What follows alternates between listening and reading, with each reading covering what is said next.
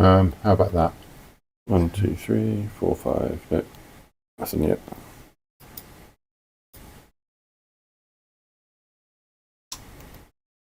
Oh, okay. That's what it is. No, that's right. Ah, there we go. Is it working now? Yeah, it's going. Oh. I'm glad we got that to behave itself. So that's okay now.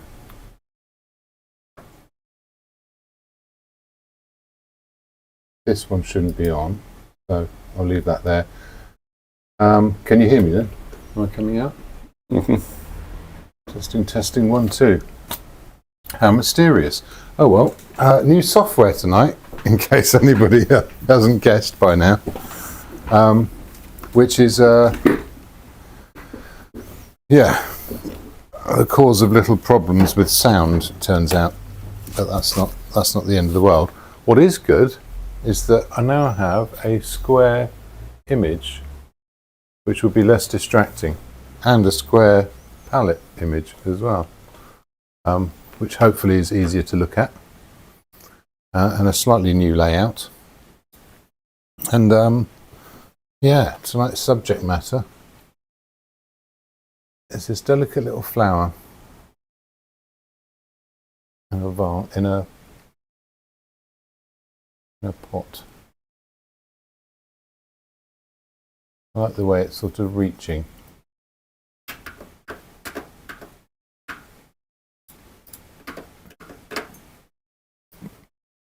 Might have a little play around with that. Yeah, so that looks good to me. I've got some reflection there. It's all very blue, but I quite like that. I'm going to do this as a fairly simple painting. I'm not going to overly fuss about it. I'm going to do blue, or something bluish as a ground colour, so in preparation for that, some inky blue here. This camera is slightly in the way of my eyes, so I'm going to move it back ever so slightly and hopefully not trash everything. Yeah, that's okay, isn't it? Yeah. Right? Yeah, it's all coming through. It's all good. Yeah. Lucky as always to have Graham with me this evening. If you've got any thoughts or questions or ideas or things you want to talk about, send us a message.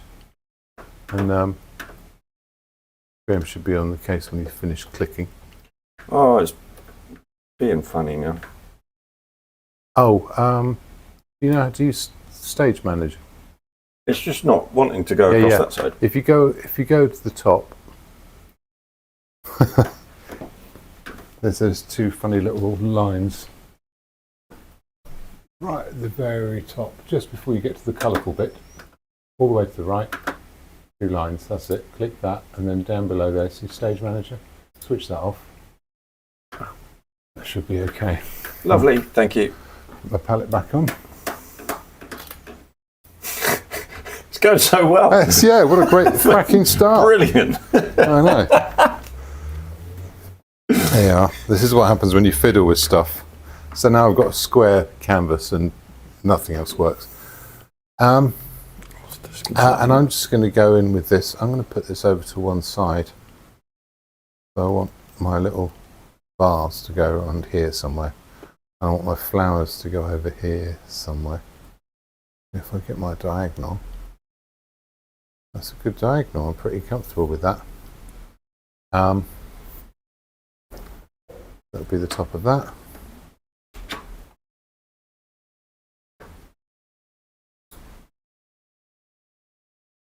And then I've got this sort of funny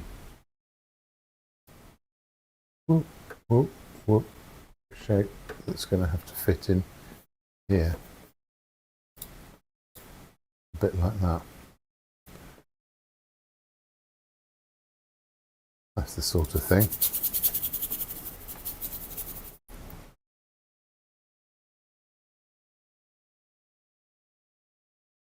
I'll have a bit more dark under there, a bit more of that blue. And where else? You're quite dark to start off with. Yeah. That's going to be level with the middle, so that's going to be around that line there. And then there's a few bits that stick out. Bit of space above the top. That's my two little shapes.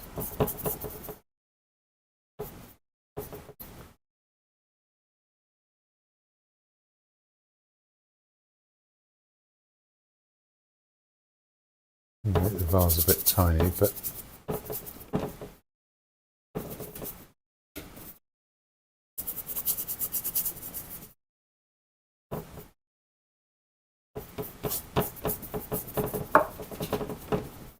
something like that as an idea of where the drawing goes.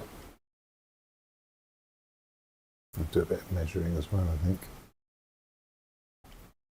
Oh yeah, I think it's quite impressive that you've just gone from like tech kind of, oh god, we've got stuff going wrong and whatever, and you just sit down and just like, right, here we go.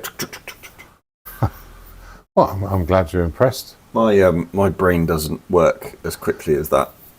Well, I suppose I wasn't doing a particularly good job of the tech side of things. So I think I was already in painting mode. So that again will take me to the bottom. So the bottom of the vase is going to be down here. And over here. Why did you just draw a square around that top bit? Oh, because the width of this bit here is the same as the height to the top of the... Oh, so I was measuring what the...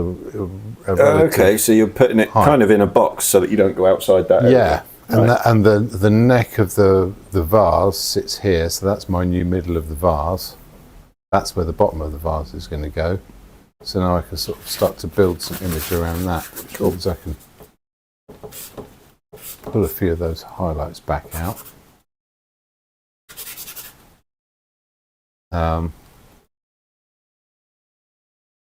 Some of these shapes with a little bit of confidence.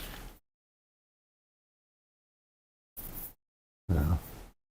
Put a few more darks in.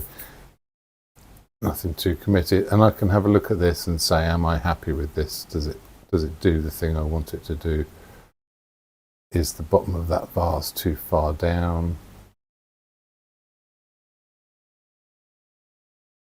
When you're sort of looking at what you're painting to then where you're going to put it on the canvas, how do you proportion it or proportion it? Well, I tend to just sort of chuck it on there and see if I like it.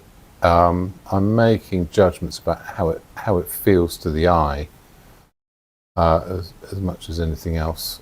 Good thing about painting is you are at liberty to make small changes, so I could make the pot bigger or smaller as I like, and that pot could exist, and unless it's going to be right next to the thing that it's a painting of, or it's required to be accurate because of the nature of what it is.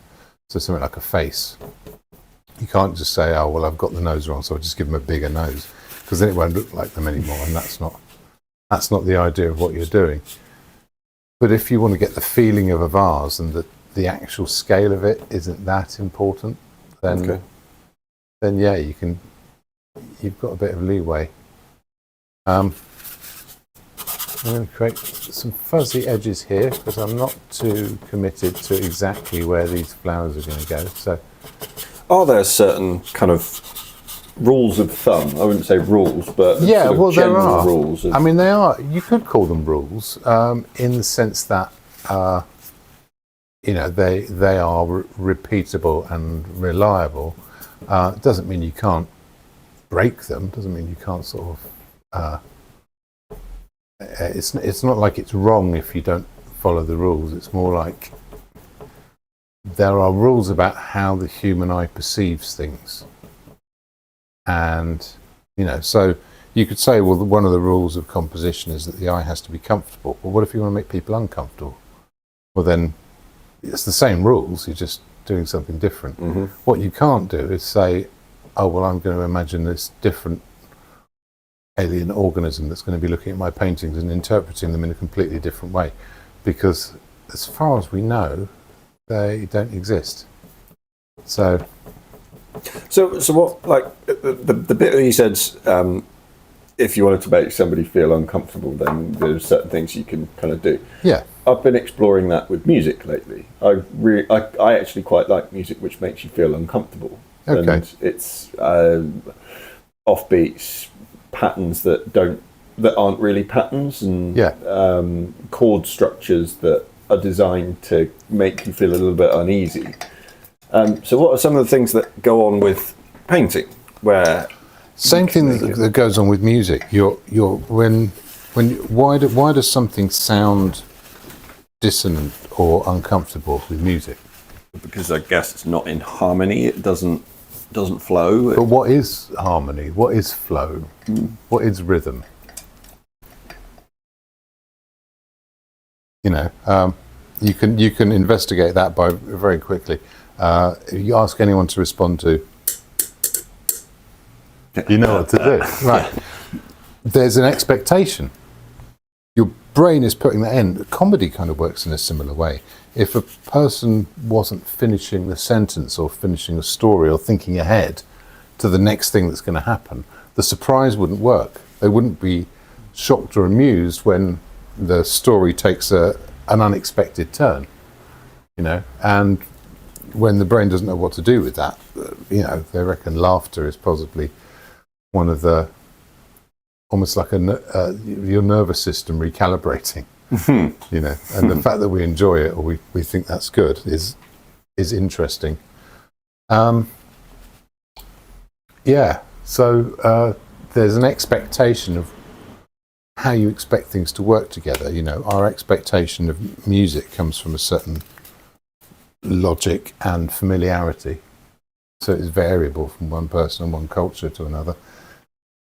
You could say a similar thing about how we see, you know, but all of us, when you open your eyes in the morning, you expect to get information about a three-dimensional world, because that's the one we live in. And you can't stop the brain doing that. You can look outside it, you can look beyond it, you can experiment with it, but that's how human vision works. So if you're doing stuff with people's eyes, those rules apply. You know, we're sensitive to, you know, if you really want to break the rules, use frequencies of light the human eye can't see. No one does that. That'd be wild. I mean, no one would be able to see it, but you can tell them about it. You know, I mean, you get a similar thing with experimental music. You know, by the time people get so familiar and so good at the conventional things, they look outside it. They want to try stuff. They want to experiment with things.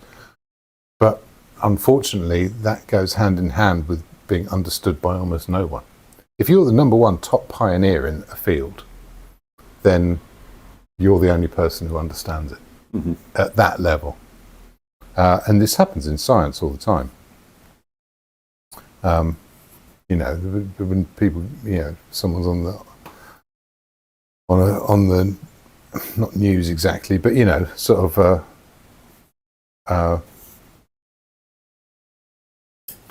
when there's a sort of a desire to understand what some scientists are doing, and they go, well, can you explain it to us in layman's terms? And they sometimes they just kind of go, not really. So, there's some things that just don't, you know, or at least yes, but you're not really explaining it at all, you know.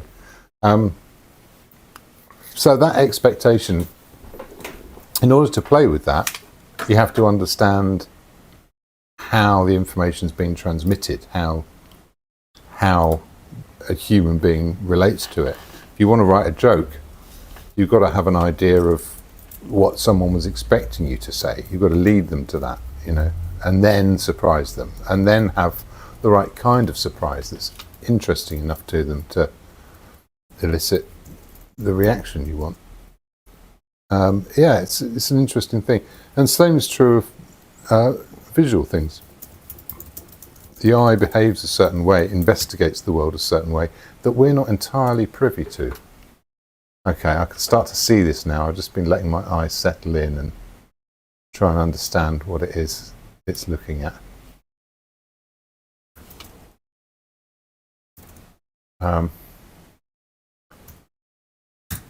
Put some warm colours on here.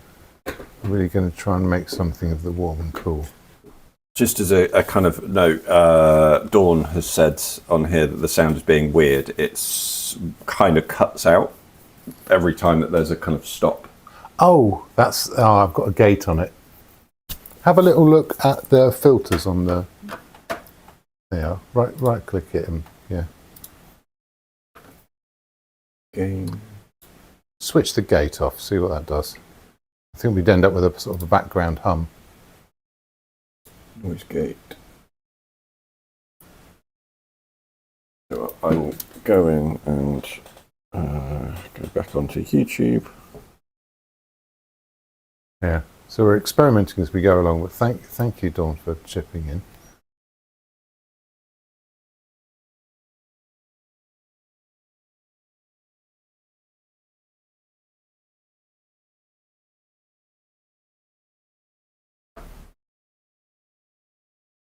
There are a few little measurement marks going in.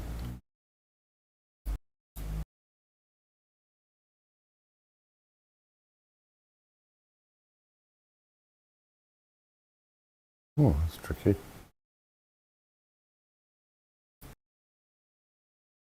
Okay, now I wander into that. I'm going to go ahead and chuck some colour in here.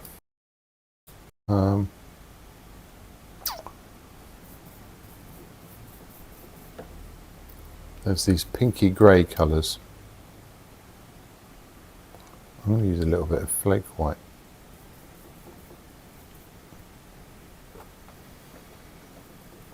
Because it's not as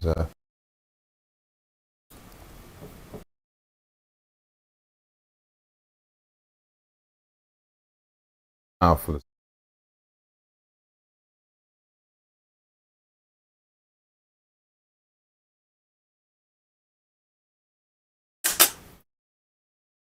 brush over.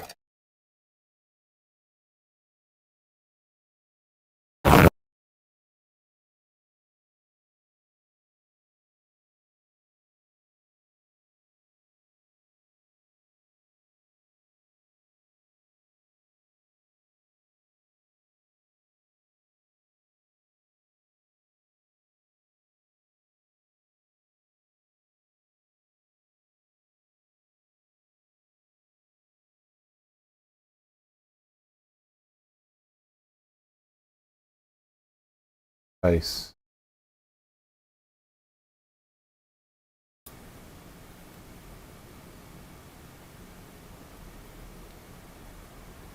Something like that.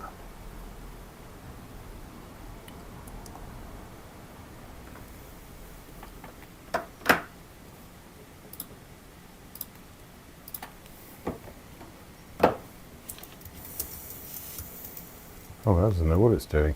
It should be over here.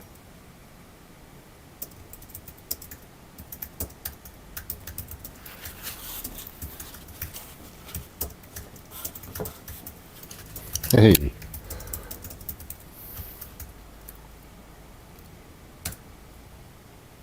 it's over there somewhere. This is going to go over here. Some more of these warms. A few extra bits. Sort of level with that. Oh, what's this? A little bit there.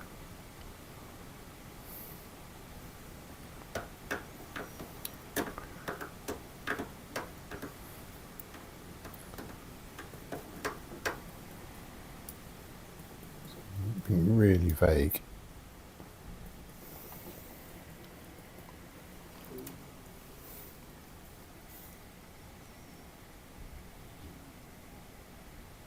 Yeah, some sort of yellowy shapes. What other yellowy shapes can I see?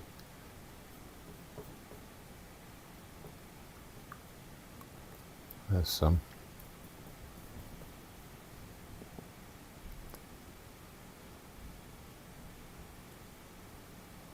Is the sound now appearing better for everybody?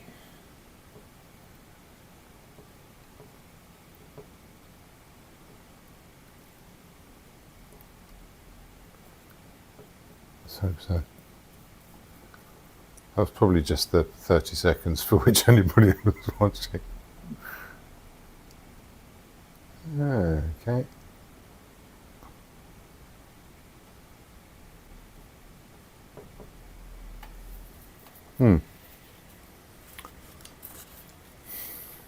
Ah, we've got it. Cool.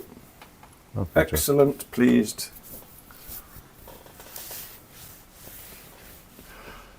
It was the sound gate, and I have no idea what the controls do, so I turned it off. Okay. Ta-da! Fine. So yeah, the gate is a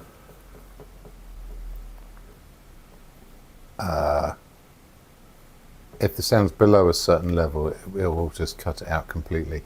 So the sort of background noise and stuff like that. So you don't get that hum. But you've got to set it up right. And I did it by eye, which is clearly not the way to do it. Yeah, so we've got Dawn with us at the moment. We've got someone called Lewis Brudner even. And Josie's just joined. Hey. Hello to all three.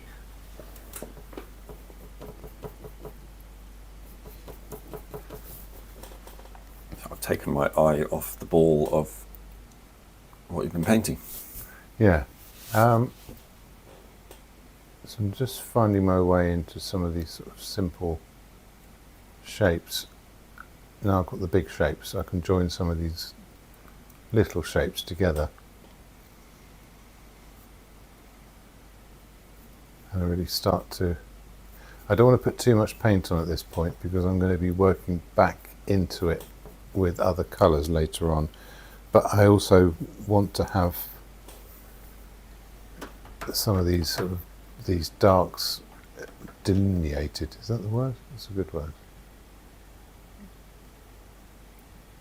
And so there are these little collective patterns, if you like, of negative shapes.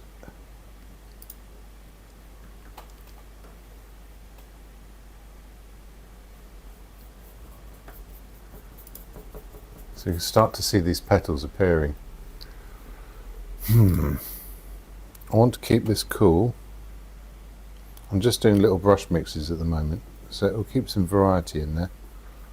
I want to save up some dark, so I don't want to go...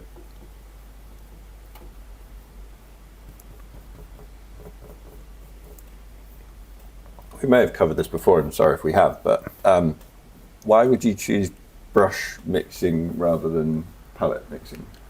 Because I'm only using a small quantity of colour at a time, and then I'm making small variations as I go. So I'd normally do a palette knife mix to just get an area covered in paint. But here I'm already creating a... Oh God, look how dark it is. Oh, that's awful. How does it look on the other screen? A bit lighter. That one's always dark. Hang on a minute.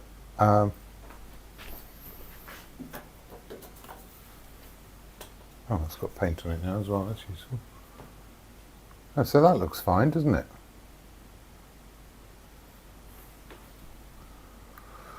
Oh, goodness knows what's happening. Can you go to the filters in the middle one, middle screen? That's it. Colour correction. Just go to default, bottom left.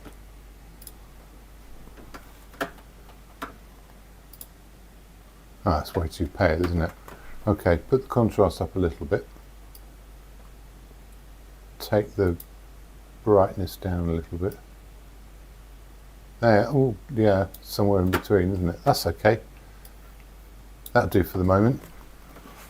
Yeah. Sure. Yeah, that's pretty representative of what I'm seeing. I hope that's a bit clearer. Ah, where was I? Yes.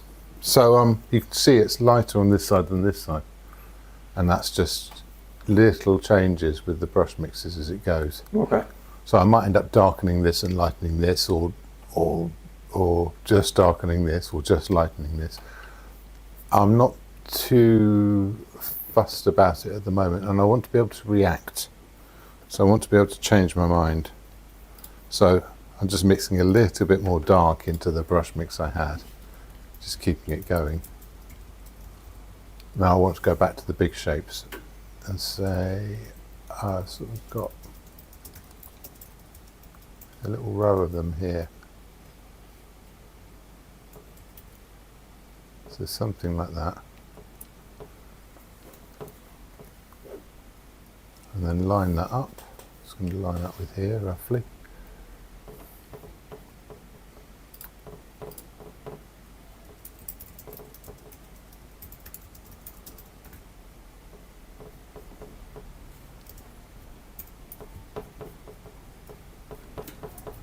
There you are. And I've got some more of this negative spacing.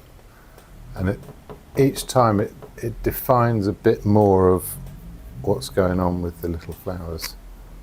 So I've got that little shape there. So I can put this in. So these flowers are going to try and creep out of the top. If I start to lose my place, I can start to reference it to what lines up with what. The camera's in a slightly different place to my eye, obviously. So this edge should line up with that, which it does pretty well. It should line up with a little diagonal over here, and a bit more. And then that points. Ooh. Okay, so I've got a bit of a disagreement here.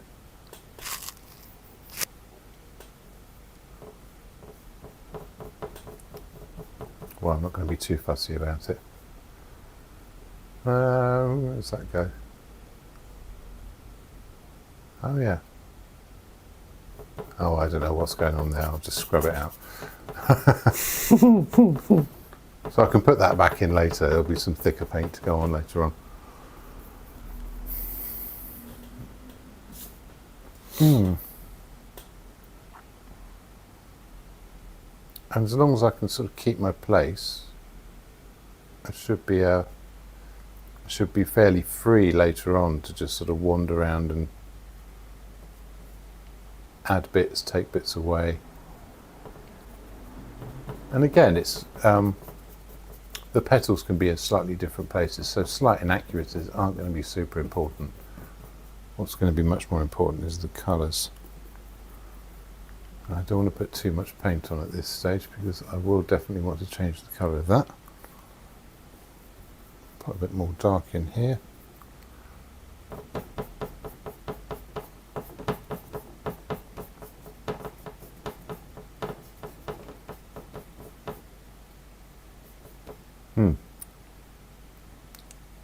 Now that's in.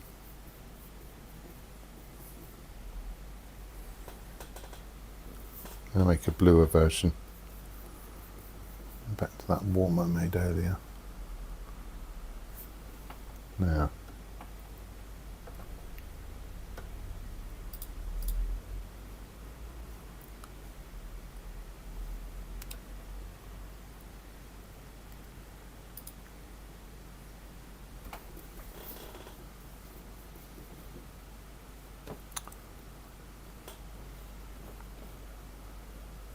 So where did you get the pot from again? It was. I'm gonna have to. I'm terrible with names. Simon Eels.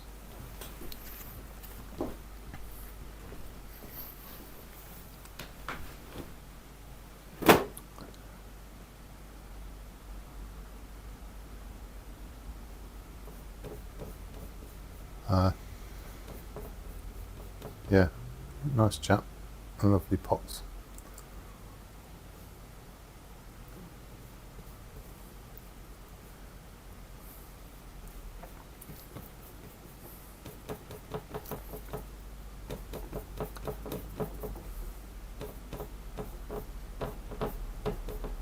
No, this is just the kind of scrappy, poorly made painting that could do really well at a big gallery. They love this kind of stuff. Oh no, I'm serious. Always one for picking yourself up, aren't you? They'd lap it up.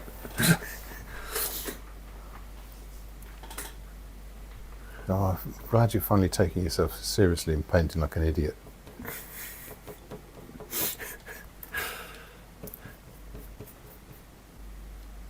Put us all to shame by painting well. Yeah, your incompetence is so authentic. I'm not joking. That's really what goes on.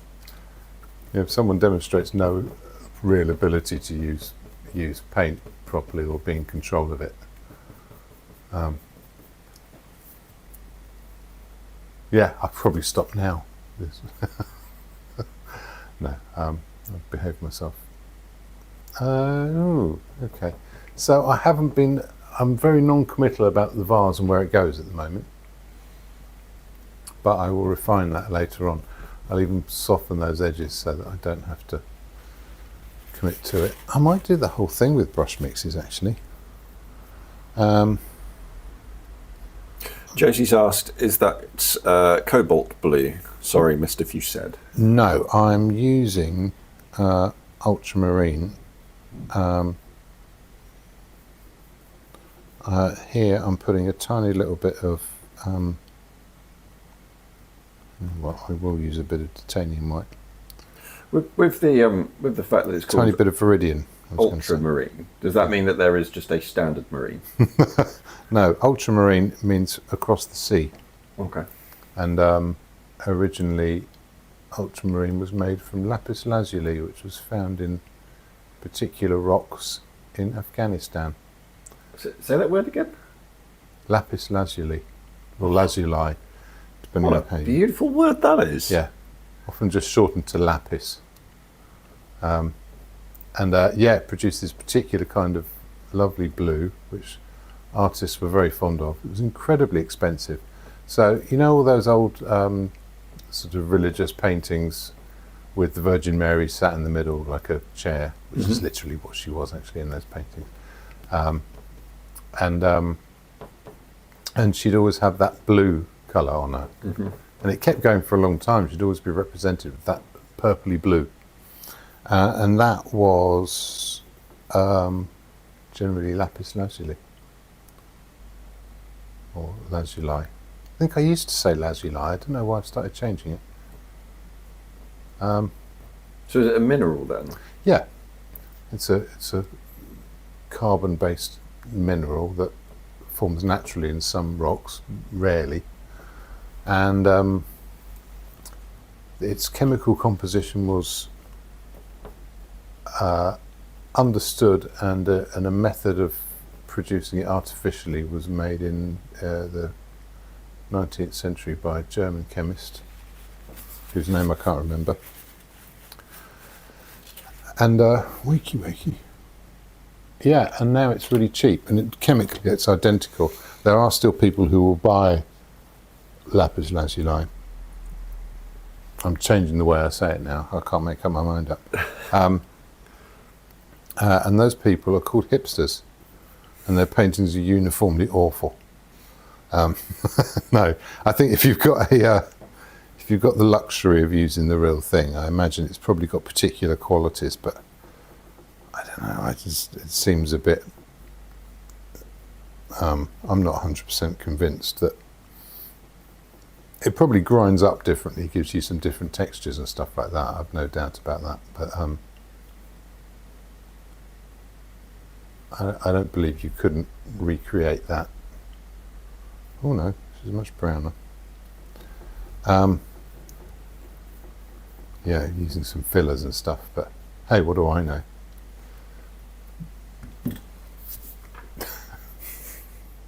It's not an argument I can be bothered to get in with anyone, so if you use real lapis, I've got two questions. One is, do you think it's improved, and do you think it gives you a quality that you wouldn't get otherwise in other paints? or at least you couldn't like make an artificial pigment do the same thing.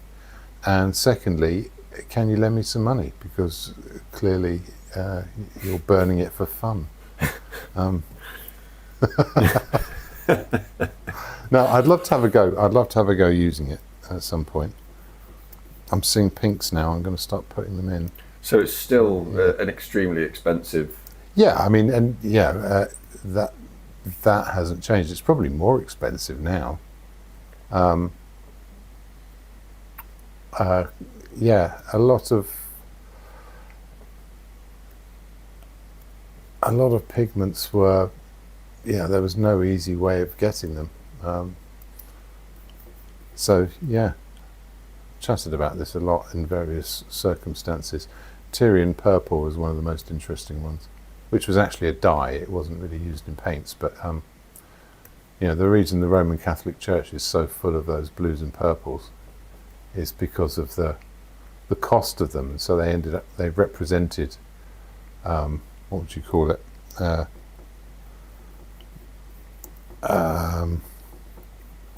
can't think of words.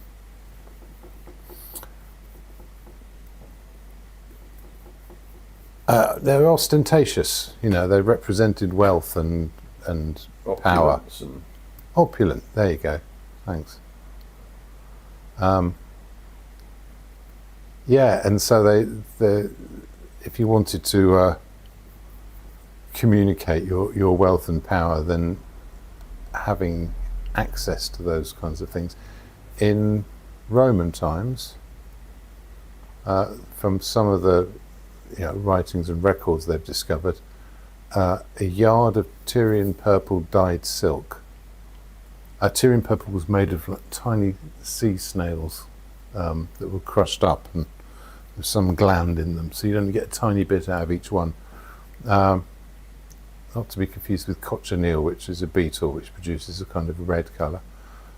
But yeah, the Tyrian purple, and a yard of it cost the same as a slave, which is hard for us to understand now, because you'd hope.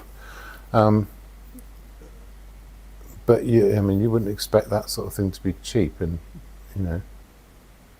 But the idea that these were people who were being so profligate as to spend money on overpriced silks, and yet they were quite happy to sort of own people. It's a crazy world, isn't it? So yeah, who knows? Maybe slaves were cheap. So I suppose it doesn't really tell you anything. But can I also ask as well? And this is just a question, because I have no idea what the actual answer is. So we talk about a substance being a pigment. Yes. Is it a pigment when you're then mixing it for paint, or is it always a pigment? It's always a pigment. I mean, at the moment I'm using pigment, but it's mixed with linseed oil. So then what's the definition of pigment? A pigment is, okay, this is a good point. I don't know how much there's a strict definition, but in painting, generally what you're describing is something that has its own inherent colour, which doesn't change. So there are things which you'd think of as dyes, which might be a kind of that give a colour to something, So you could dye some fabric with a substance which gives it a colour, but it doesn't necessarily, that. I don't know how you describe it really. The pigment is the colour itself. The pigment is the stuff, yeah. So if you could zoom right in, there'd be little billiard balls of stuff which is inherently chemically that colour. I mean, then you could get into the whole question of what is, I'm fiddling already, of what, what is it, what does it mean for something to have a colour? And that's really just a matter of what light does it reflect? And you know, and this has got a scientific significance as well. You know, that you can point a telescope at a far off star, do spectroscopy, and figure out what that star's made of. You know, or that cloud of dust or whatever it might be, because every element has a kind of a color signature, has particular frequencies of light it will emit. That's why sodium lamps are reliably the same yellow, because that's the color that sodium emits when it's, you know, when it's at high energies. Does that make sense? Yep. So yeah, so this blue is a particular chemical which, as long as it's in that form, will always absorb the other colours and spit out this particular frequency. So it's reliably going to be that colour and stay that colour.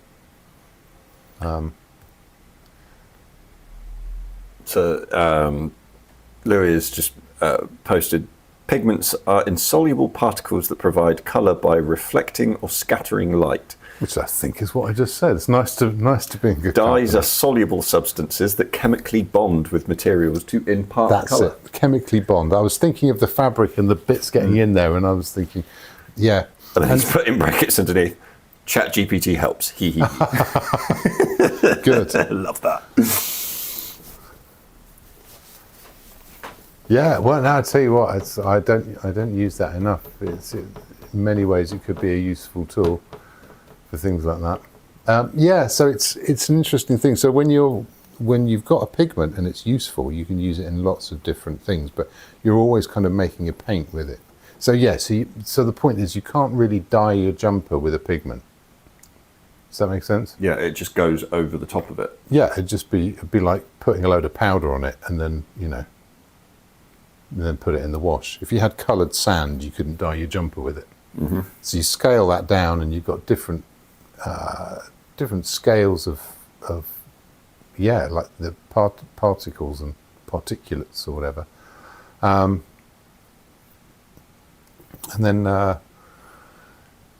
and then you can mix them. You can mix them with gum arabic and make watercolors. You can mix them with oil and make oil paint. You can mix them with egg yolk and make tempera. Tempura is fried vegetables. Yes. Don't get confused Lightly between battered the two. fried vegetables. Which make, you know, terrible paintings. So. Tempura is made with soda water, isn't it? Sparkling water.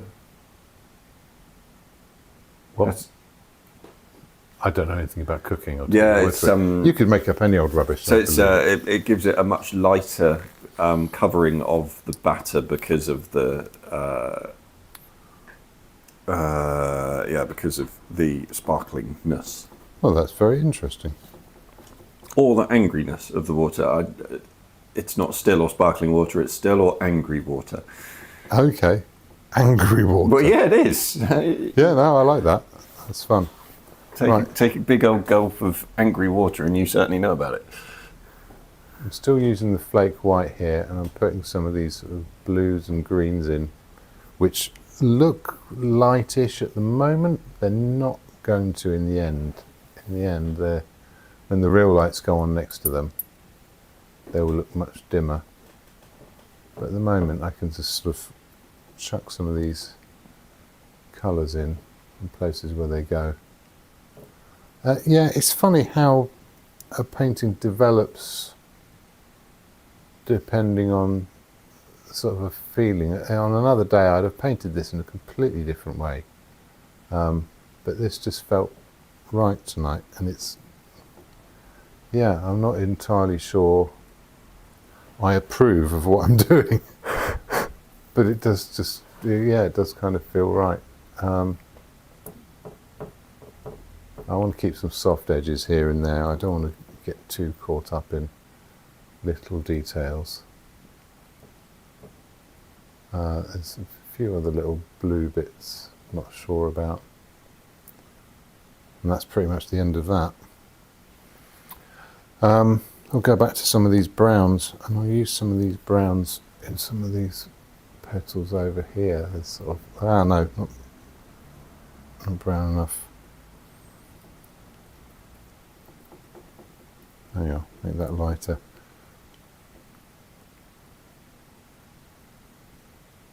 Oh, I'm seeing other colours now. I'll pop a little bit more of that yellow ochre in. There we go. I was just going back to that Chat GPT helps comment. I mean, that's you can see that as a society we're now starting to move away from Google, aren't you? Yeah, it's interesting. Although, Google are one of the pioneers of these things. They almost sort of opened the door for it, didn't they, really? But I guess it's I mean, if you look at it a little bit like what was going on through COVID, in that everybody went to Zoom calls.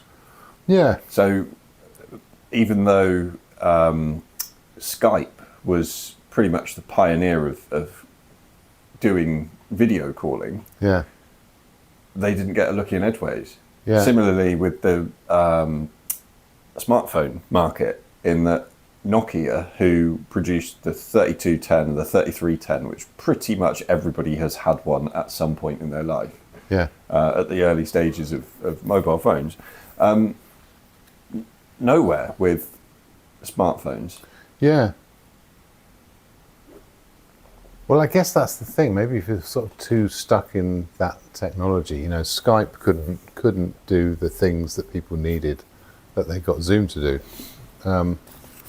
You couldn't have several people on the same call in a way that was like a meeting. They thought of it as this social thing, which I guess in the early days it was. Where else have I got some extra blue? See, this is where these original shapes are really useful, because I need to be able to find my way around. And I'm not going to overly fiddle here. Okay, cleaning the brush, that's got to tell me something.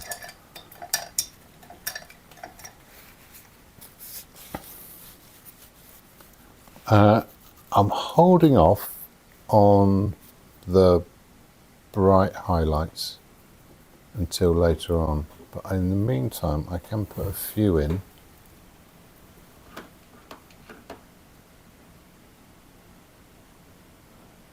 Yeah, it's just said Google has Gemini AI, and that's it. I couldn't remember the name of the Google one, which is pretty good apparently. Right, well, that's good to know. Yeah. Sorry, random tech chat in the middle. No, you know what? It's an interesting thing, because I've always tried to use technology. I had to modify code to get this live stream working like this, how I want it, which is more just me sort of geeking out. But actually, when it comes to using completely finished tools, some of them I'm just bewildered by. It goes so quickly that it's hard to know. It's hard to know where to put your attention. Mm-hmm. And especially, I had this a lot in the 90s. There were a lot of competing technologies, which, there were a lot of things I learnt to use which people wouldn't even remember. And at the time they were quite advanced, and they were part of the whole thing. If someone was in the industry at the time, they'd recognise it. There was a 3D program called rendering program called Strata. Stab hand at that, and then it just sort of disappeared when 3D Max came out. There was I learnt to use AutoCAD in the early days, which is still used in certain places, but you put you'd put some of your data in a DOS window. Mm-hmm. Right? I mean, you say that to some people, they don't know what you're talking about. It had this little window with DOS running on it, and you'd put your your coordinates or what have you in that.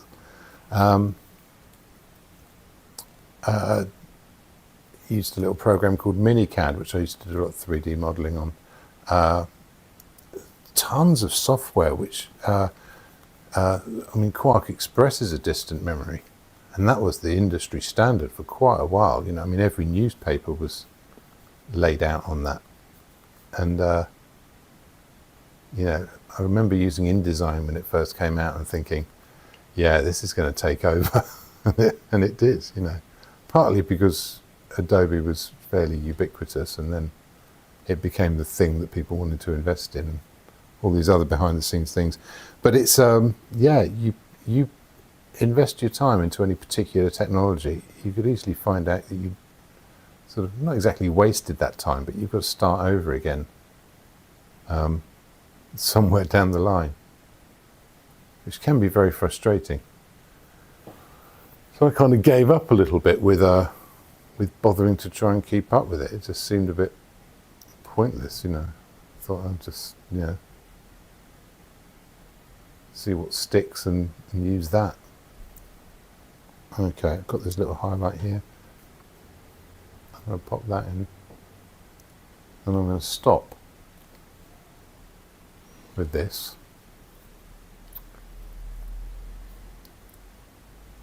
The other thing in terms of the designy sort of stuff is, and I think you and I have talked about this a couple of times, James, is skeuomorphism. So I don't remember this, sorry. It's giving an object. So the save icon, I always go back to the save icon when talking about this. The save icon in a Microsoft Word document or Microsoft document is a floppy disk. Yes. And it's the giving the save button something of its retro past. So similarly with a phone, on your iPhone, the phone symbol is of an old receiver. Oh, right, yes. Well, this is one of the interesting things. This is another thing that I sometimes point out to people, which was a really interesting thing to witness and limited and of its time. But in the early days of computers, they had to sell them to people who already did everything in a different way. So all of them were basically analogous to what people did with their hands in the real world. So if you wanted to do page layout, it basically said, well, we've got to imitate a copy and paste board. Mm-hmm. Photoshop was the surface and brushes and this, that, and the other.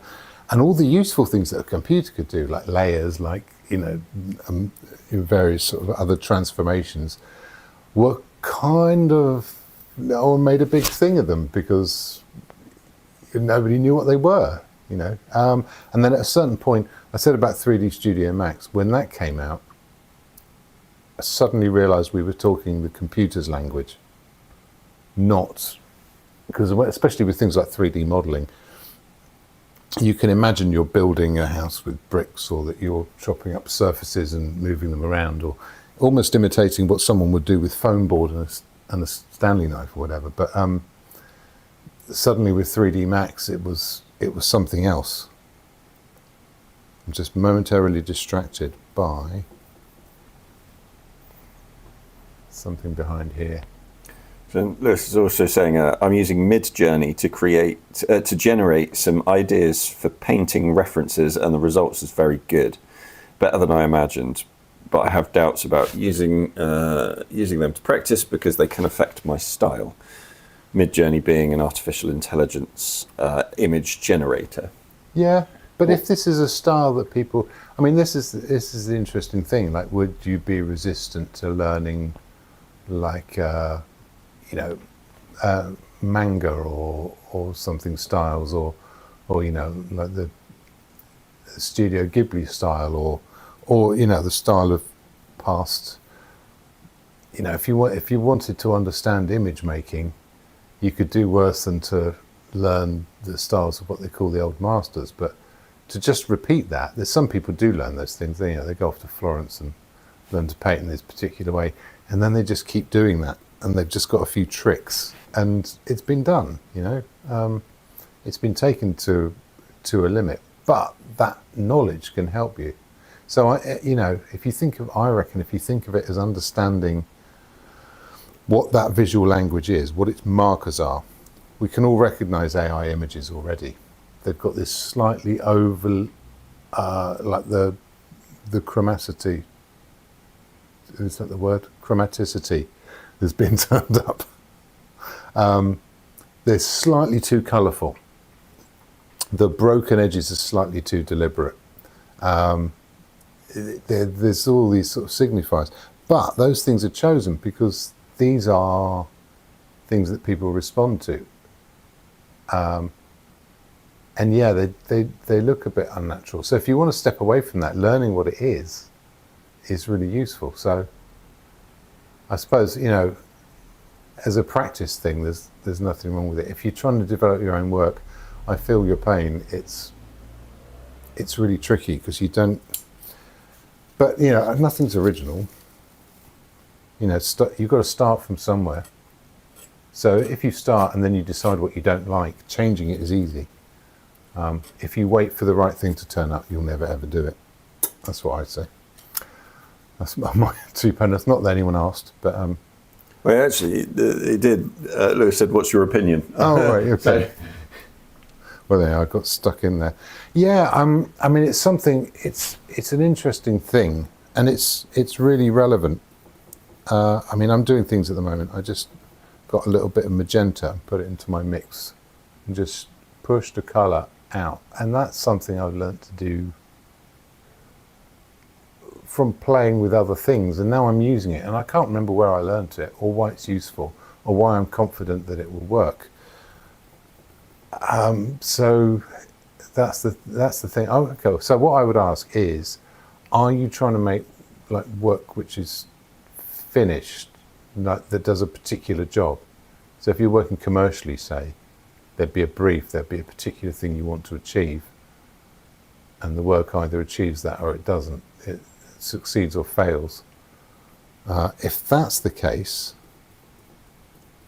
then you've got to be hitting a home run pretty soon in order to sort of get paid or whatever, or or make your customer happy or whatever it might be.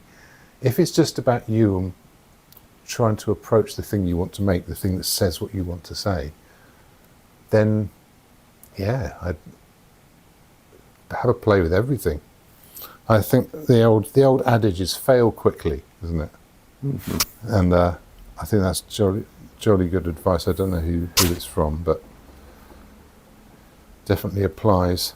I'm going to turn up the colour a bit now. So you noticed I dipped my brush in the titanium white there. It's got this higher tinting strength. It's too blue. So this is where brush mixing might not have been the best idea. Let's try that again. Okay. We can turn the colour up here, get some of that reflection in. We can pop a little bit of it in there. A little bit of it down there.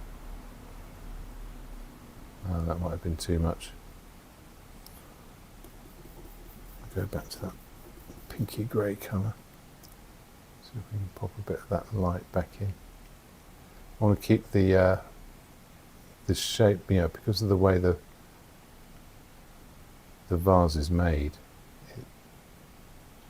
It's turned. It's made on a wheel, so it's got these sort of directional lines on it, where it's actually quite important to describing its form. So it's a bit of a nice little cheat to have that there. Now that's in, I can pop in a little bit of extra colour down there. That's probably too much. I can pop in an extra bit on here. This is probably too much as well, but I'm using colour more than light. Let's pop a bit in that. Now we've got some little variations on the go. Yeah, that's nice. What about over here? Let's put a bit on that edge.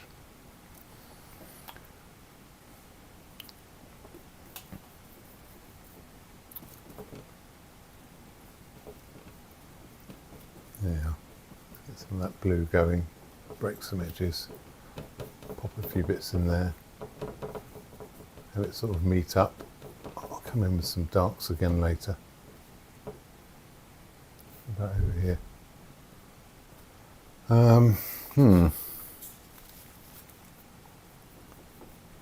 Some shadows in that. There you are. I can just sort of push and pull a little bit.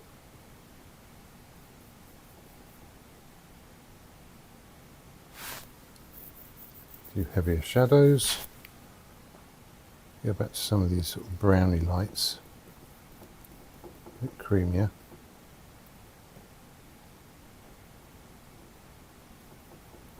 So some of it's blue and some of it's cream. It might even be like a pure grey I'm putting on here. It's going to look yellow by comparison. What other things? You know what, talking of yellow. So I've done all this with the same brush so far, just wiping off the excess and carrying on, which is making the colours hang together. I've got a bit of lemon yellow. Now there's enough on the surface, I can really start to just take some liberties with these colours. Put a bit of that in there. Where else does it go? Let's have a bit in there.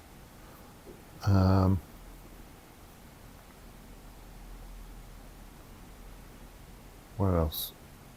What have you got under there? What have you got in here? Some fiddling there. Is that too soon to put this in? No, get away with that. How about there?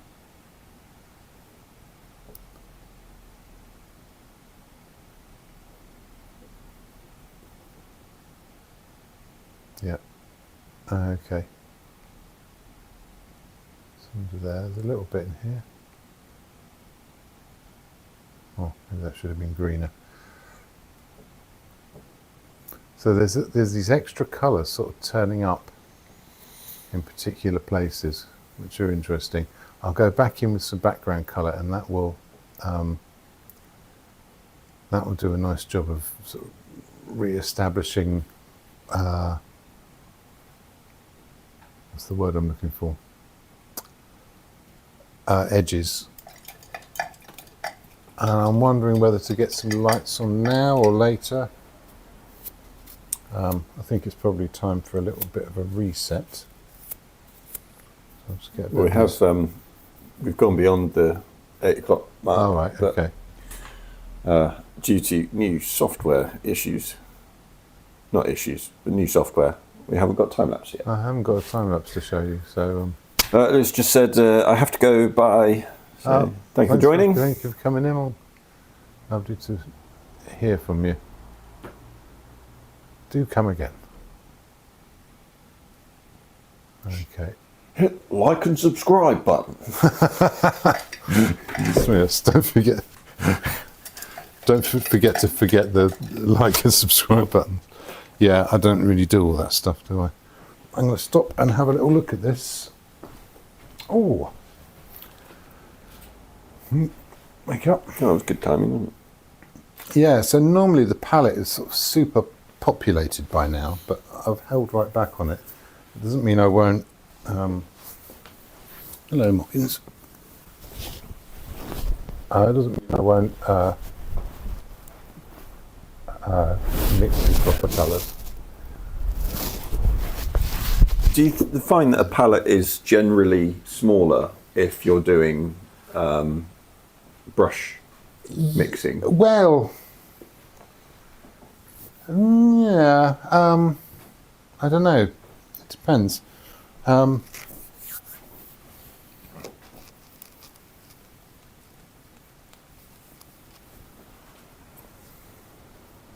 It usually ends up being roughly the same size as the painting. You know, yeah. I think that's a general bit of advice I'd give anybody who wants to do an oil painting is, whatever size canvas you're working on, get a palette the same size. Once you get to maximum palette size, then that's probably the area you're going to be painting in that go.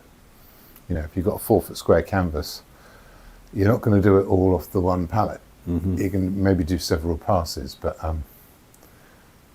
yeah. So having more than one palette can be useful. You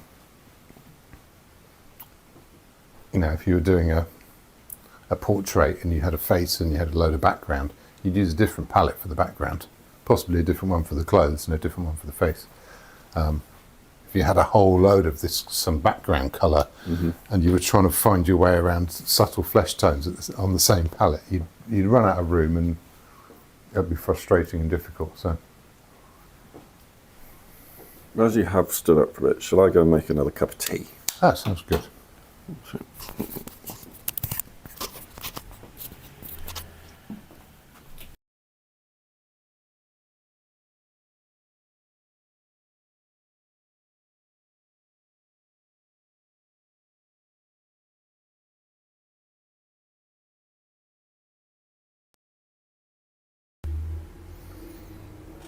So yeah, James will be back shortly. Just quick bit of a break. Always likes to have a kind of an hour long paint and then a bit of a break.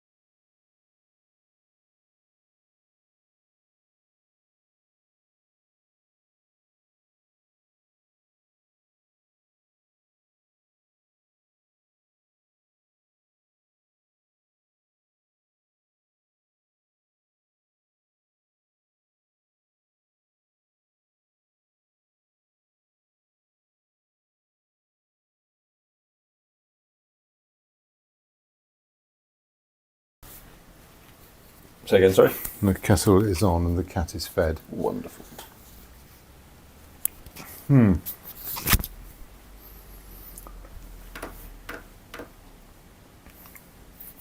So yeah, I'm going to mix some colours now. Let's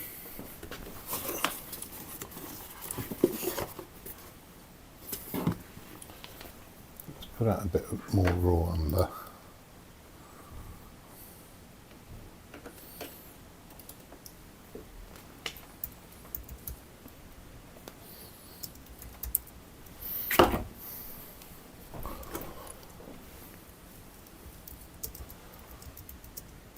Let's really mix a proper black over here.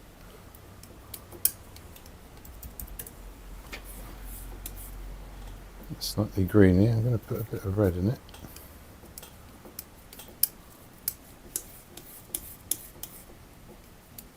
Yeah, that's pretty good. Now make a really blue black next to it. Chuck in a whole load more blue.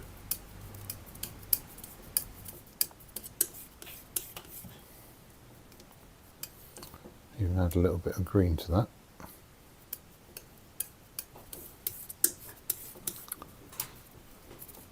Looks like a Prussian sort of blue colour. Yeah.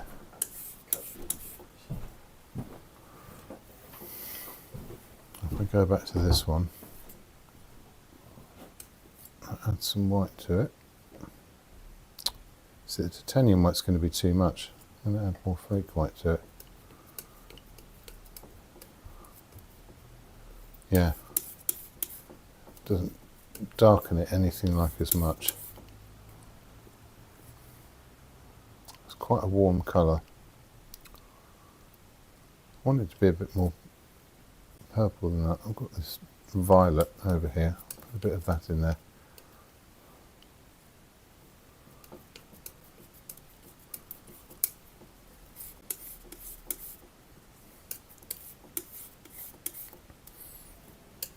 There we go. So that will get yellower and sunnier as it goes across. This would also work quite nicely for bits of the vase. Was the vase okay? No, you need to darken that a bit in a few places. The lights are going to be interesting. So I've got that bright light, for which I will use a bit of titanium white. And it's going to be ever so slightly creamy. First little touch of the cadmium yellow there. That's the brightest it can go. So let's scale it back from that a little bit.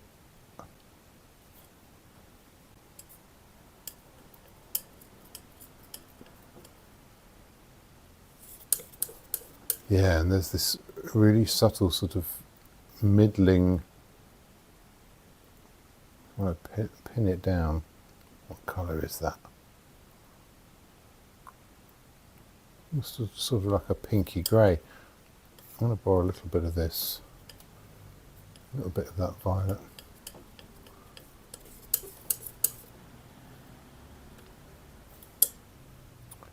Yeah.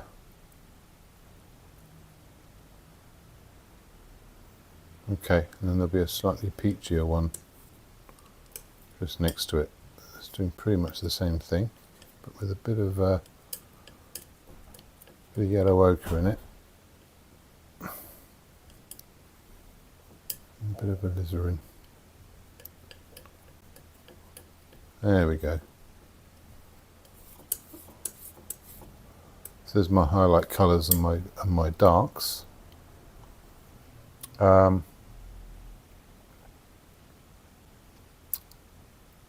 Should make the whole thing come to life.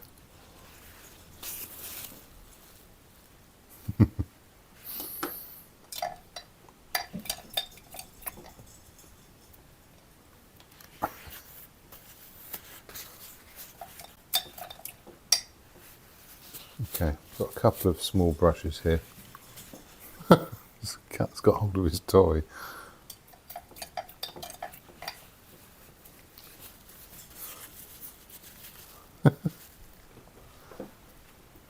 You playing?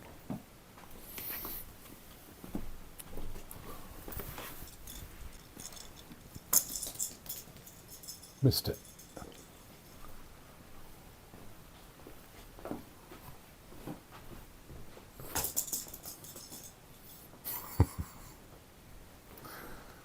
Mind the green cat toy. Right. Cat. Thank you. Right.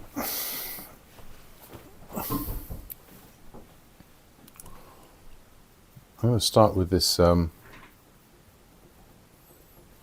slightly peachy creamy one. And again, I want some very simple but deliberate marks going on here. I haven't got so much paint on that it's making a, what would you call it, a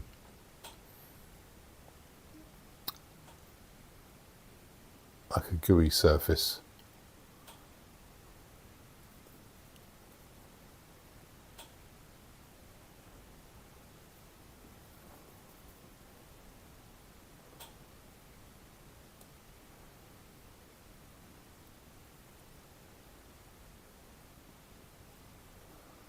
can't do all the tiny details. I've got to really try and restrict myself to just the marks that are important, so I might close one eye, blur my vision a bit. So there's a bit there, and a bit here. I can always put the brighter colours over this, because I'm not doing this super thick.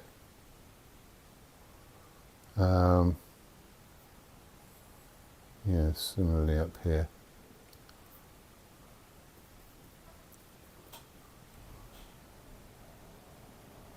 If I put some fairly sparse and mean marks on, then there's still room for it to get a bit brighter.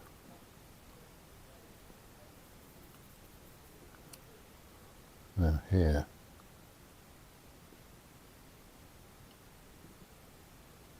That's interesting. Yeah, and so these are starting to, some of these colours are starting to link together a little bit. Some of these shapes, I should say. There's a little highlight there. Nice little highlight on the edge of this.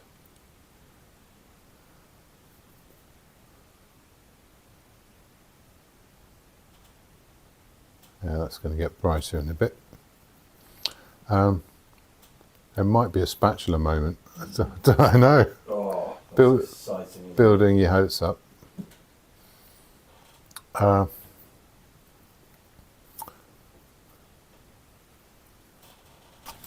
There's some.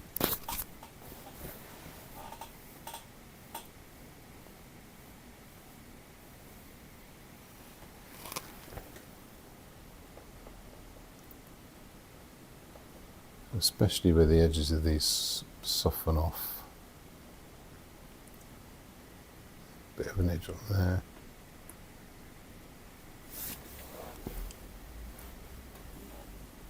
That's definitely going to require some brighter highlights in a bit, but I'm approaching them bit by bit rather than just sort of slapping them on willy-nilly. I love that expression. Isn't it great? Willy-nilly.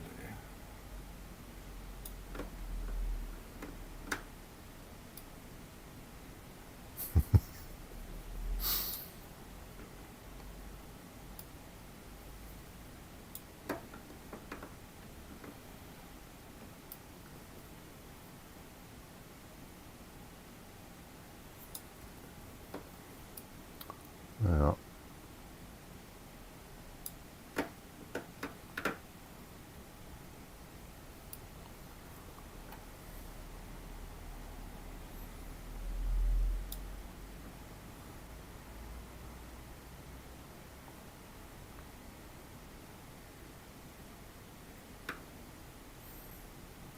Okay, this is all the one colour so far, but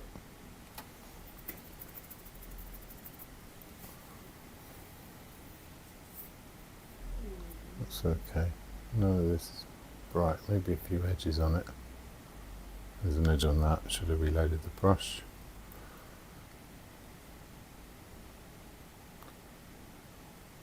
An edge on here. There's a top edge on there. It's nice and subtle. I like it like that.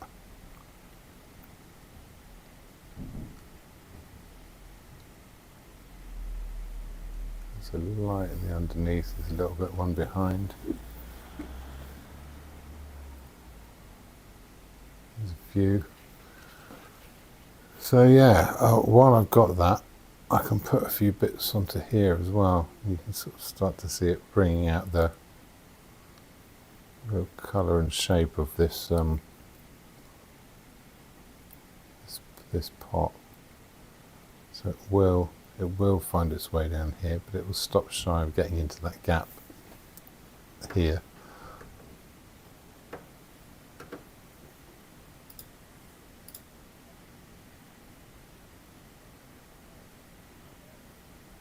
And that will make it seem brighter as well.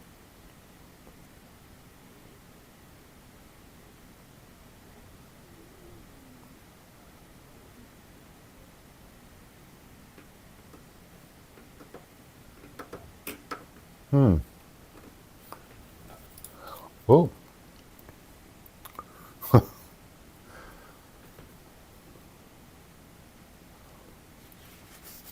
Okay, can we get the excess off and see how much? It should definitely be darker in there.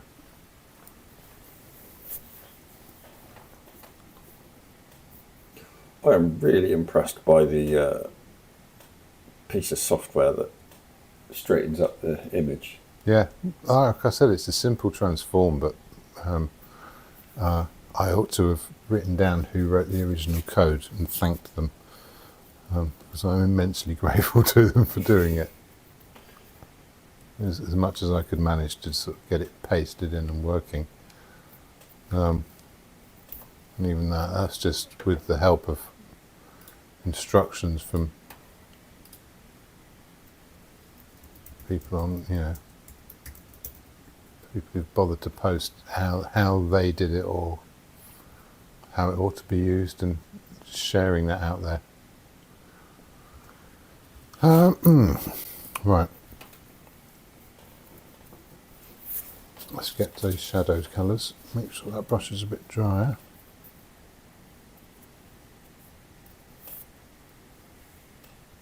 Does that help? Probably not.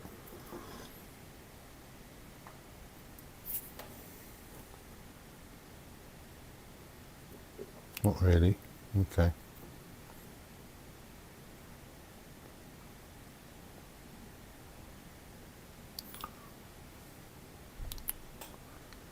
Right, this is the tricky one. The background is almost the same colour. I'm going to have to lighten it.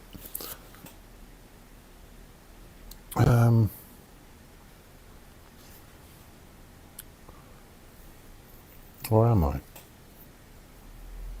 I'll try a bit in here. Yeah. It's going to have to be bluer. That's what it is. Well, I'll do that with a brush mix, and I'll change it up as I go along. Let's make it bluer over here. There we go. I can re-establish a few of these shapes. I do like that expression of, oh, it needs to be bluer. I need a bluer shade of blue.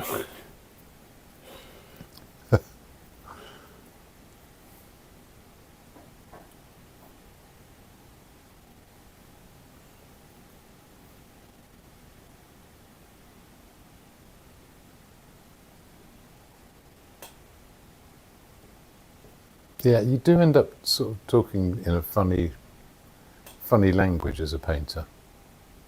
Only in the world of the painter can there exist such things as bluish green,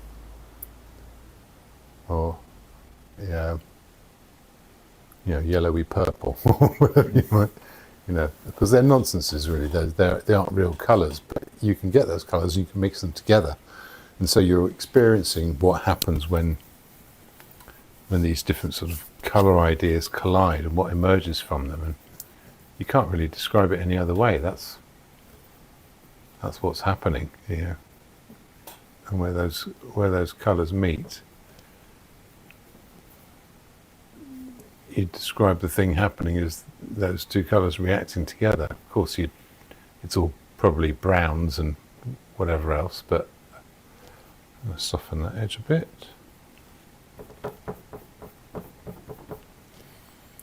So it's starting to define some of these shapes a bit. Again, let's get a bit of that black.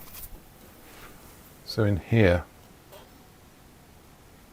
I can put in some harder edges.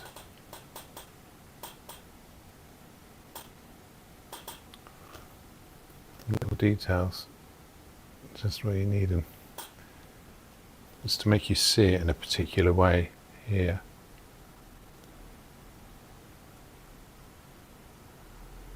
It doesn't have to be exact to what's there, it just has to be in the same language. And then some of those edges are really going to show up now. So you you said at the start that you've not really sort of put much paint on. Do you find that the putting of the paint on in sort of a thicker manner comes more towards the end when you're doing the final? Yeah, so I've been getting a surface and building it gradually, which means none of it's going to be sort of super thick and pasty. But I've got enough information that I can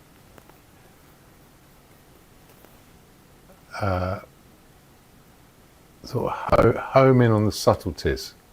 I guess that's the thing I'm trying to do.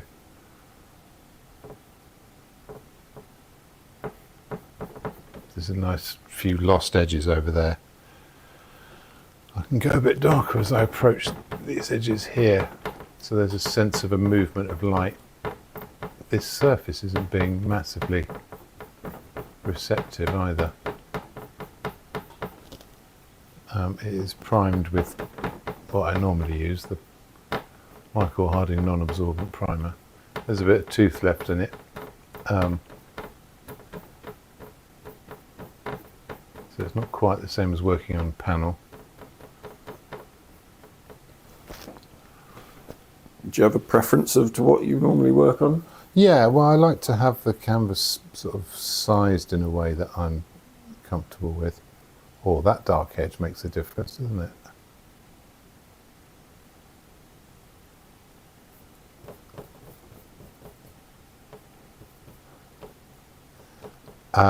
So yeah, I want to control the absorbency of the surface.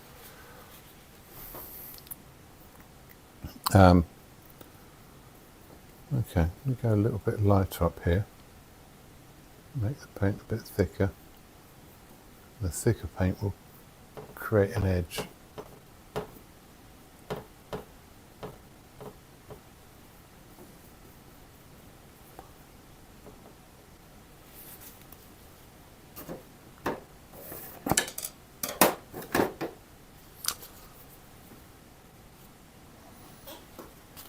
It's spatula time.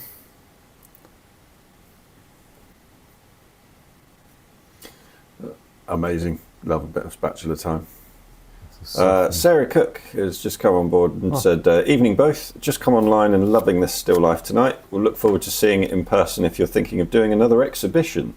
Ooh. Will this one be for sale? Yes, that's setting me up to do what I should be doing, which is promoting the thing that actually allows me to live indoors. Which is, yeah. So I haven't been sort of preparing for loads of shows this year. Quite a few last year. But I am going to be doing a little thing. Okay, hang on. Let me get my thoughts in the correct order and see if I can construct a coherent sentence. That'd be good, wouldn't it? Right. The window of the Antique Centre is a one I hired before. It's great for people in Sherborne to be able to sort of see what's going on and pop in and join in and all that kind of thing. And so I will be hiring that again in June, and I'm going to have another opportunity for people to make bids in a sealed bid auction, and there'll also be some smaller works like this which will be for sale at bargain prices. When I say bargain prices, I mean it's all horribly overpriced, but something like this would probably be 150, something like that, which I appreciate is expensive, but I hope you appreciate also that it's also cheap. Such is the paradox of the painter's paradox. Trying to be a painter, yeah.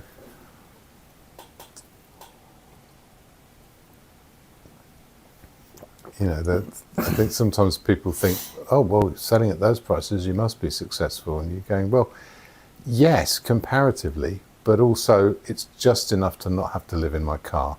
So, I'm not complaining. I get to do it, and that is a great privilege for which I consider myself very fortunate. But it's not the same thing as success by any other metric. I've often said that artists are always the poorest among their friends. You know, people might think David Hockney is really successful, and he is, and loads of people would love to swap with him, and he's wealthier than most people. But I bet he's not wealthier than his friends. I bet they go, poor David. He's doing so well, you know, but he just can't seem to turn it into money. You know, the guy's down to his last 50 million or something like that. It's it's an interesting thing.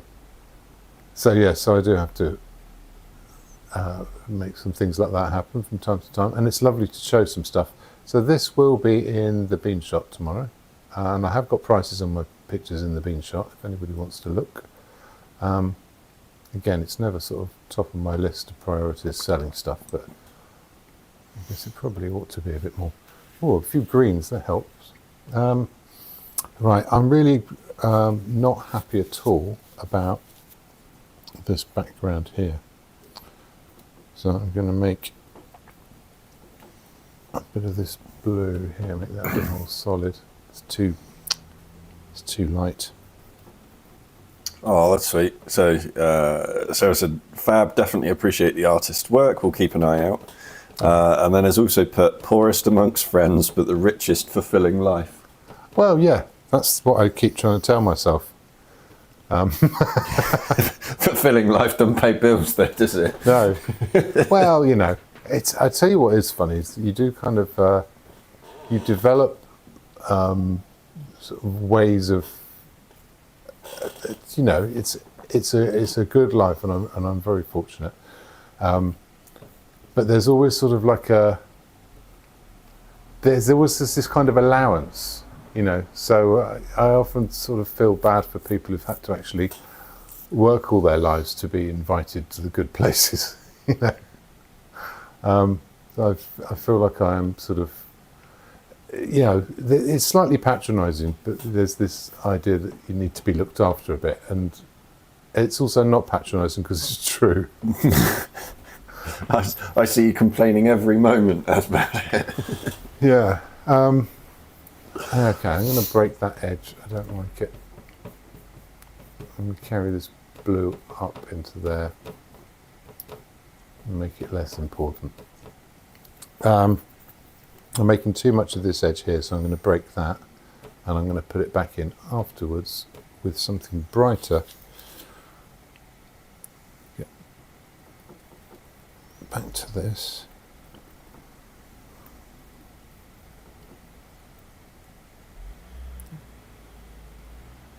Maybe more than that. That'll be quite exciting in June, though.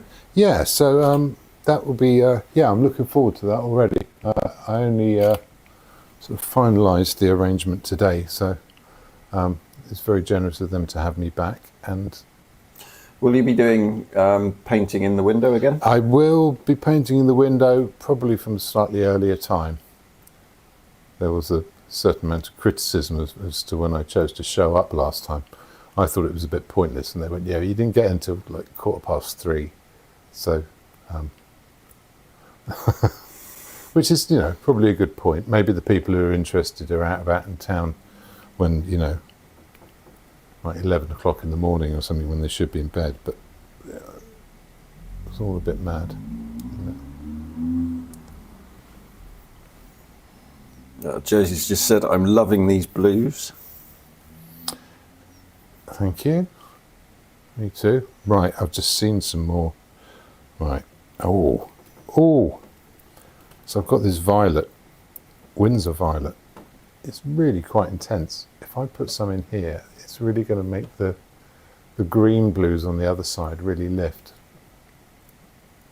Oh yeah, I'm happy with that. Oh, I should have done this before. It's super intense, but if you can accommodate them right. Oh. Does that show up? Mm-hmm. Good. Get some in that shadow there. Right. Oh, I'm going to need some of these in the flowers too, but a lighter version.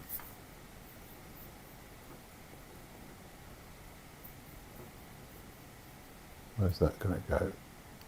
A bit in there. Some under that. Is that too light? No, I think I'll get away with that. And I still haven't got as far as the really bright here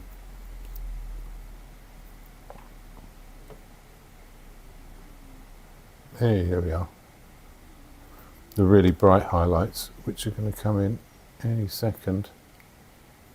So with the antiques market, are you doing the same, pretty much the same structure as what you did before? No, it'd be a bit different. Last time it was just a sealed bid auction. They suggested I do that again. I think that would be a good idea. It's a way of it's a way that people enjoy. You know, you can bid what you like.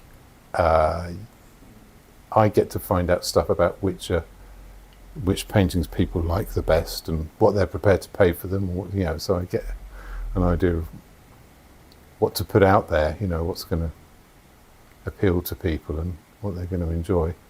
But I want to sort of share some stuff that I think is interesting as well, because I think there's a lot of things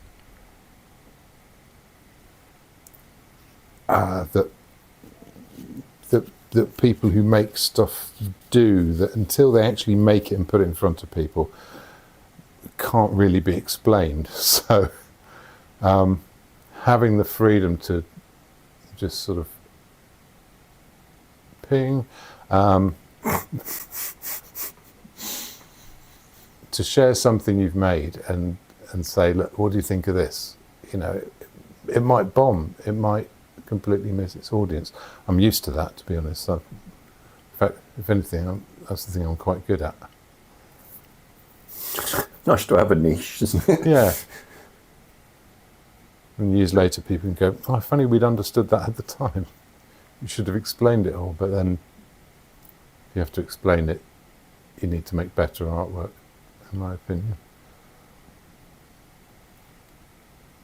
There we are. I was talking about these brighter highlights going on here later, and there they are.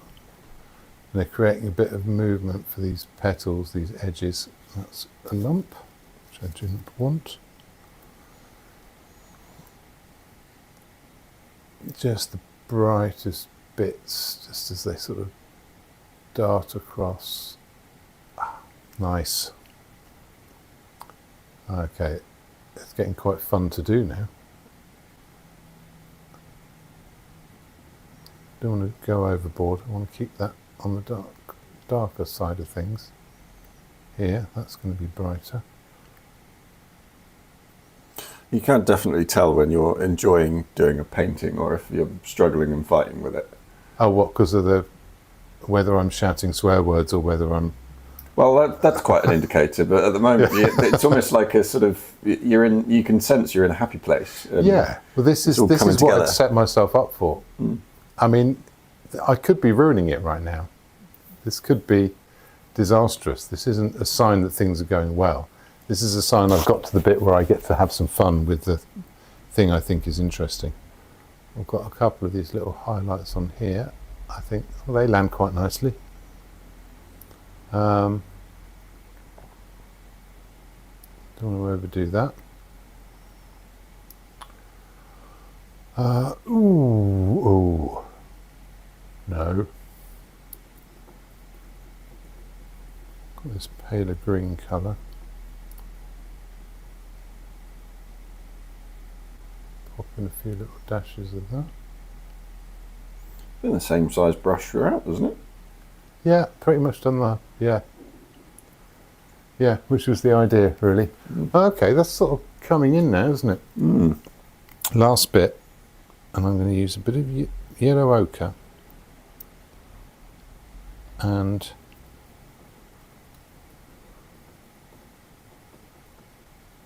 is that going to work? No, not quite. There's still too much violet on that brush. I don't need to wash it. Just get the excess off. Okay, flake white and yellow ochre. Now stop it going too pink. And I can put some of these lights in here like this, and it will still keep a dark edge around the petals, so they'll still have their bit of contrast. It'll create a sense of more light coming in from that side.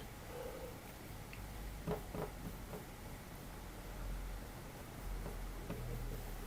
don't know how reflective that's looking. You know what, just as a test, things are mucking about with stuff.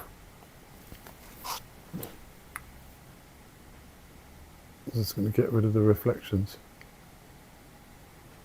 Not really. Maybe sort of.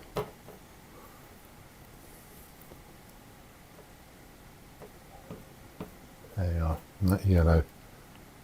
Make it a little bit brighter just on that corner. So there's a sense of light coming in, and the flowers are leaning this way, so I kind of want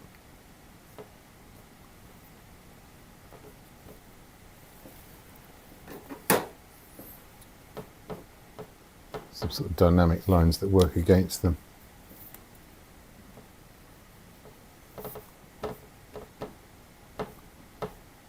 Just like that.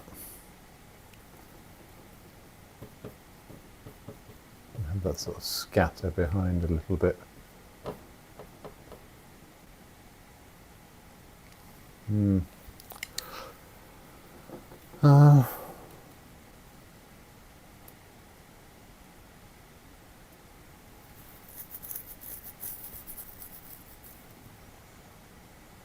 I think that'll probably do it, won't it?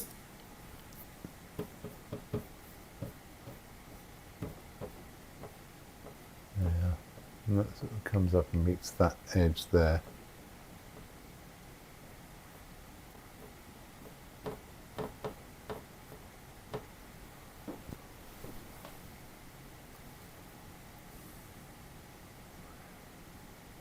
Yeah, I think I'm happy with that. Well, that was fun.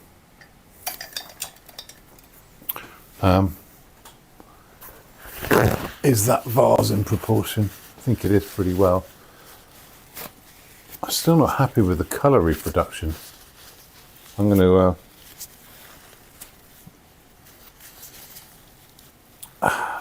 okay, if you right click on the centre window,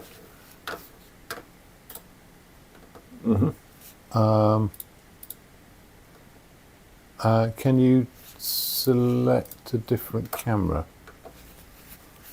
Is that possible? Might be source or something like that. Or I'll tell you what, go to the sources and just add a new source and choose the Nikon. Oh, I haven't signed it. I'm going to sign it first. Oh, what colour should I sign it in? I suppose it's got to be this light colour, hasn't it?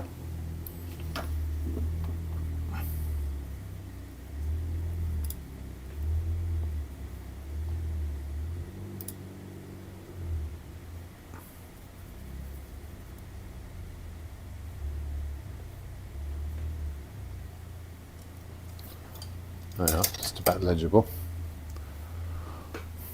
I'm wondering. What source was I going for? Okay, try Nikon. There isn't a Nikon one. All right. Okay. No, it'd be add. Let's get this just so that we could. Oh, USB 3 capture. Yep. There we go. Okay. Hang on. You don't have to do anything now, I don't think.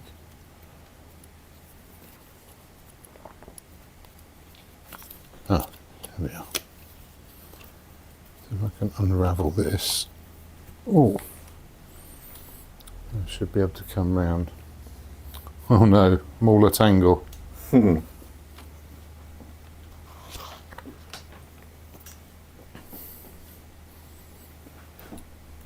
Let's try it this way around.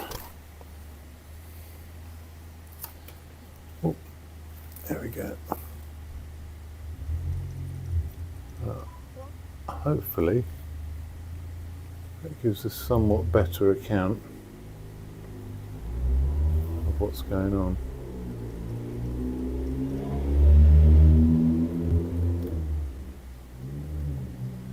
So I've got to do a few more experiments with this camera setup, but give them a little vase.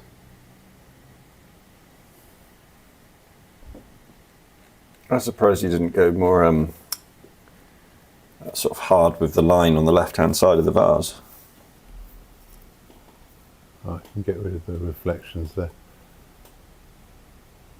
Yeah, no, it didn't really require it. I suppose the vase isn't the main piece. You wanted to look at the... There's my subject matter. I won't focus on that either. Come on. I have to be close enough. You get an idea of what's going on there from my particular viewpoint. Yeah, so that was a bit of fun.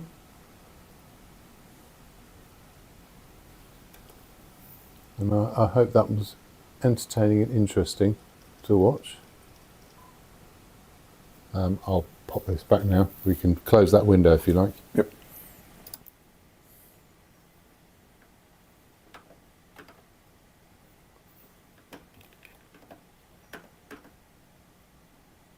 Just delete the source, bin it. There we go.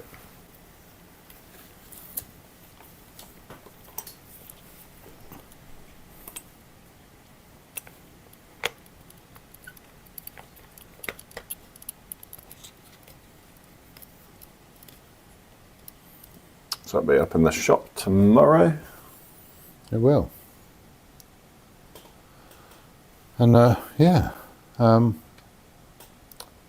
not 100% on that. I'm going to try just changing some lighting a little bit, see if that makes a difference. Is that reflecting too much? What about this? Or maybe it is actually genuinely paler. How does it look on the screen? That's not too bad. Still some reflections coming from somewhere though, aren't there? Oh well, that's all part of the fun. We'll get there. Hang on.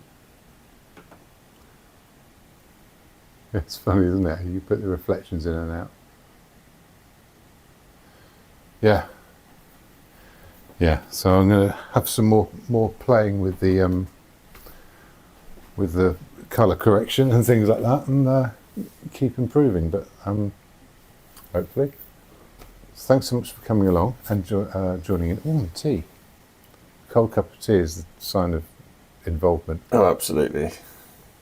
Still warm. Great. It's the advantage of painting quickly. So next week, yeah, we'll be back and might try something a bit more cheerful and colourful.